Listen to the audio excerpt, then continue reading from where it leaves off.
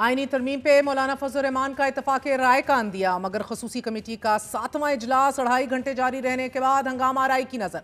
तहरीक इंसाफ और ANP अरकान के एक दूसरे पर तल्ख जुमलों के वार। सरबराह खसूसी कमेटी की सब कमेटी का इजलास बुलाकर मुश्तरका ड्राफ्ट लाने की हदायत। और मौलाना फजल रहमान का मुकम्मल इत्तफाक राय के लिए मियां नवाज शरीफ, बिलावल भुट्टो जरदारी और तहरीक इंसाफ के आदत से मुलाकात करने का ऐलान। साथ ही मुसवदे पर इत्तफाक राय के करीब पहुंचने का दावा।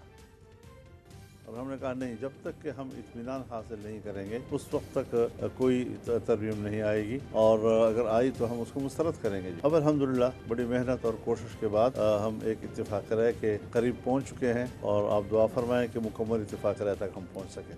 तो भुट्टो साहब से मिलूंगा, मैं मियां नवाज शरीफ साहब से भी मिलूंगा वहाँ पे, फिर मैं इस्लामाबाद जाऊँगा तो वहाँ पर PTI के साथ और उनकी क़यादत जो मौजूद है उनसे बात करूँगा। इत्तेफाक राय पैदा करने की एक कोशिश है ताकि मुल्क में कोई एक आइन की तरमीम की वजह से कोई हंगामा आराई ना हो, कोई इख्तलाफात ना हो।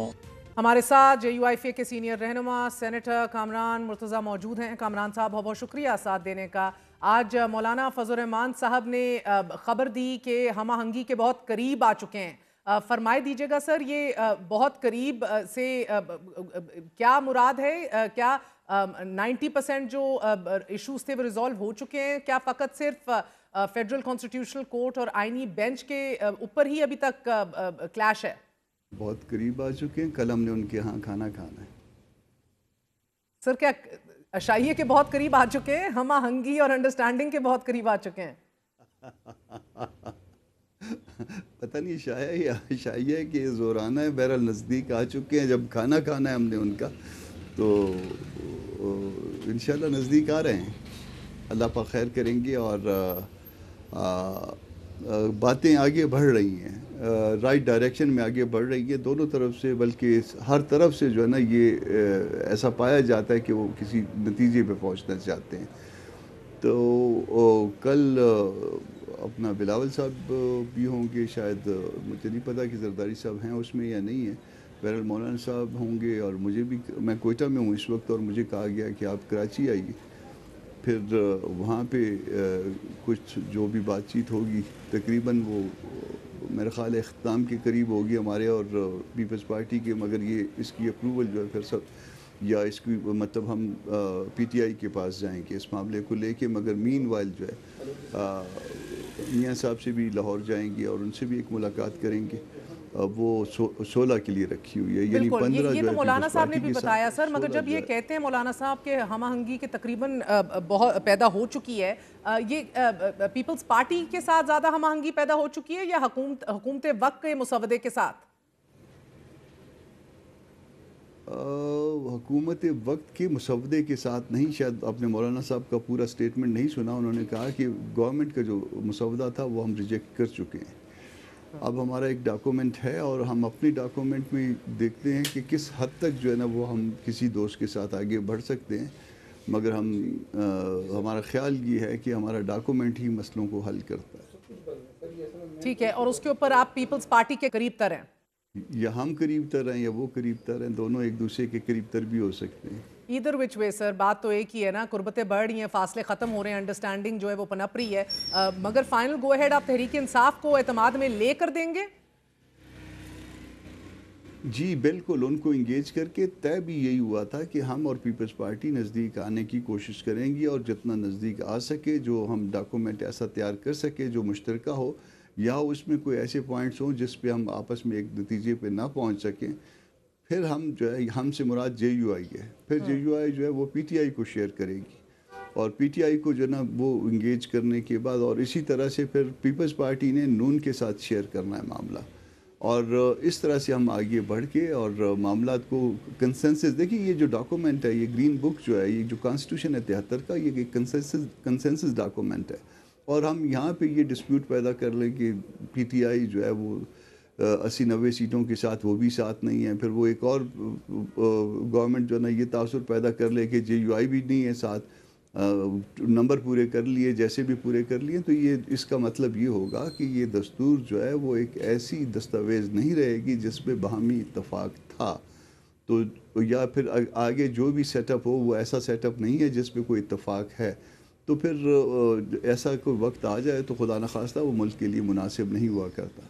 تو ہم نے سب نے ملک کی خاطر آگے بڑھنا ہے، مگر جس حد تک رائٹ ڈائریکشن میں بڑھ سکیں گے اور جو اچھے نتیجے نکال سکیں گے وہ نکالیں گے انشاءاللہ۔ سر آپ کی بات میں تو لاجک دکھتا ہے جب آپ کہتے ہیں 200 کیسز کے لیے ایک پورا نیا ڈھانچہ اور عدالت کیوں بنائی جائے، لیکن یہ 200 کیسز پورا دن پولیٹیکل نیریٹو کو جی اس سے بھی کم ہے، 200 سے بھی کم ہے، چلیے 200 پورے نہیں ہیں، ٹھیک ہے، راؤنڈ اپ کر لیجئے for the sake of the government sir, round up کر لیجئے، راؤنڈ آف کر لیں سر، بٹ ایک پورا دن ایک پولیٹیکل نیریٹو کو ہائی جیک کرتے ہیں یہ کیسز، حکومتیں رہیں گی نہیں رہیں گی، کتنی تگڑی ہوں گی کتنی کمزور ہوں گی، اس کا تعین کرتے ہیں یہ کیسز۔ کیا آپ کو بطور دلیل یہ منطق دی جا رہی ہے حکومت کی طرف سے when you raise these figures، یا کوئی اور دلیل دی جا رہی ہے کہ کیوں ضروری ہے؟ وہ کہتے ہیں کیسز تو اتنے ہی ہیں، 250 ہیں یا 200 ہیں، مگر وہ جو نا 20% ٹائم کھا جاتے ہیں، تو 20% ٹائم اس لیے کھاتے ہیں مہر بی بی کہ وہ آپ کا کیمرہ ان کو خراب کرتا ہے۔ جب کیمرہ آپ کا ان کے سامنے ہوتا ہے، جب ٹکرز چل رہے ہوتے ہیں، ایک جج صاحب کچھ ارشاد فرماتے ہیں، دوسرے جج صاحب کچھ ارشاد فرماتے ہیں، اور آپ ان کے ٹکر چلاتے ہیں اور نیوز الرٹ میں چلاتے ہیں، تو وہ جو ہے نا وہ اس میں ایلیویٹڈ فیل کرتے ہیں، مور ایلیویٹڈ فیل کرتے ہیں۔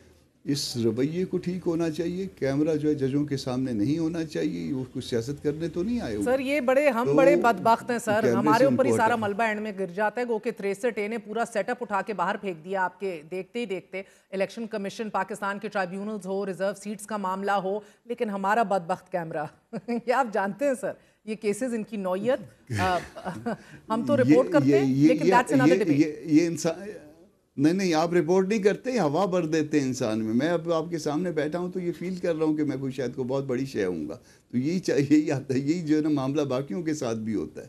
تو اس لیے جو ہے نا یہ کیمرہ جو ہے ججوں کے سامنے ہٹانا ہوگا، ان کو اپنا کام کرنا ہوگا، ان کو قانون کے مطابق چلنا ہوگا، ان کو یہ پالیٹکس سے بھی نکالنا ہوگا کہ جی ادھر سے ایک جج صاحب ایک ارشاد فرماتے ہیں، دوسری طرف سے اس کا دوسرے جج صاحب کوئی اور جواب دے دیتے ہیں، تو یہ جو کھٹی میٹھی باتیں ہوتی ہیں کورٹ میں، ان کو بھی ٹھیک کرنا ہوگا۔ اور سر یہ یعنی کہ ابھی تک تو آپ قائل نہیں کر پائے ان کو آئینی بینچ کے حوالے سے کہ ٹاپ سینئر موسٹ 5 ججز کو آپ سپریم کورٹ میں بٹھا لیجئے کانسٹیٹیوشنل بینچ کے لیے، اور نیچے ہائی کورٹس کے لیے آپ top 3 senior including chief justice کو بٹھا لیجئے، مگر سر یہ عمر کے تعین کے حوالے سے کوئی حتمی فیصلہ ہوا ہے؟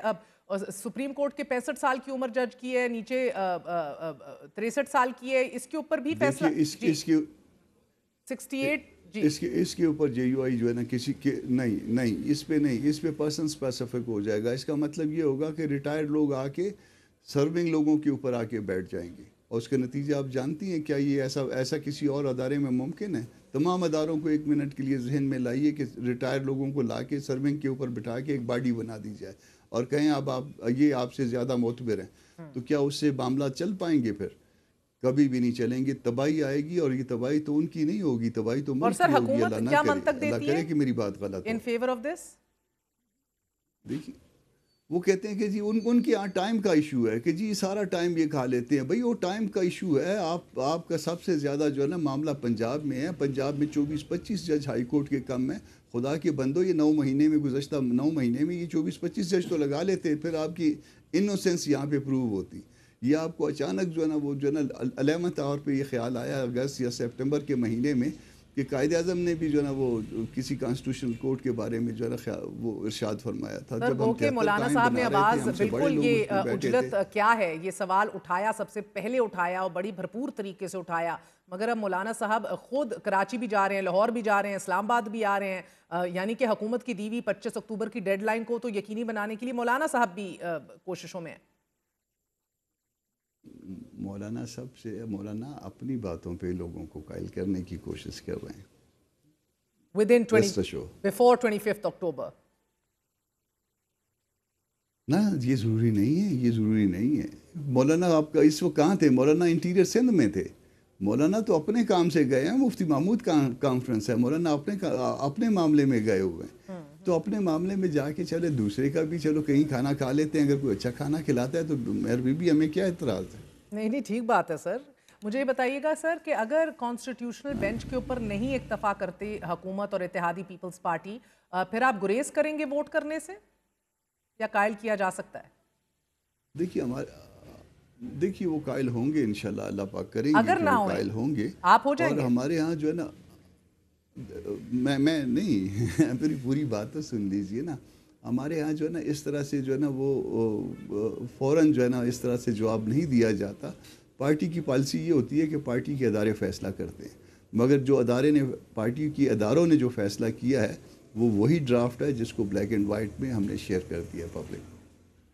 ٹھیک ہے سر، میرے سوال کا جواب نہیں آپ نے دیا. آپ لوگ کے قائل ہونے کے کتنے امکانات ہیں if they don't budge؟ میں نے جواب دے دیا نا. اب مجھے نہیں سمجھ آئی نا، مجھے سمجھائیں نا ذرا کلیئرٹی کے ساتھ. میں اتنا اچھا سمجھا نہیں پاتا نا، تو یہ مسئلہ ہے. میں نے کہا کہ ہماری طرف سے بلیک اینڈ وائٹ میں ایک ڈاکومنٹ آ گیا ہے اور اس میں کانسیپٹس کی تبدیلی جو ہے نا وہ نہیں کرتے، اور ہمارا اختیار بھی نہیں ہوتا نا، کسی کا بھی اختیار نہیں ہوتا کہ اس میں تبدیلی کر سکے. ایون مولانا کا بھی اختیار نہیں کہ ادارے کا کیا ہوا فیصلہ جو ہے اس کو بغیر ادارے میں لے جائے، اس کو جو ہے نا وہ اس کو چینج کر دے. سر یہ تو بڑا مسئلہ پڑ جائے گا حکومت کو. کھایا پیا کچھ نہیں، گلاس توڑا 12 آنے، آئینی عدالت کے اوپر آئینی بینچ کے اوپر ہی اکتفا کر گئے. باقی بھی آپ نے 56 میں سے کہیں 45 سے زائد شکن اقوال دیے. And thank you for that sir, بہت اچھا کام کیا آپ نے، خدمت کی ہے قوم کی. دیکھیے اگر وہ مولویوں کو کھانا کھلائیں گے اس کا ثواب تو ہوگا نا. بہت بہت شکریہ سر، ہمارے ساتھ موجود تھے. آپ نے گفتگو سنی سینیٹر کامران مرتضیٰ کی.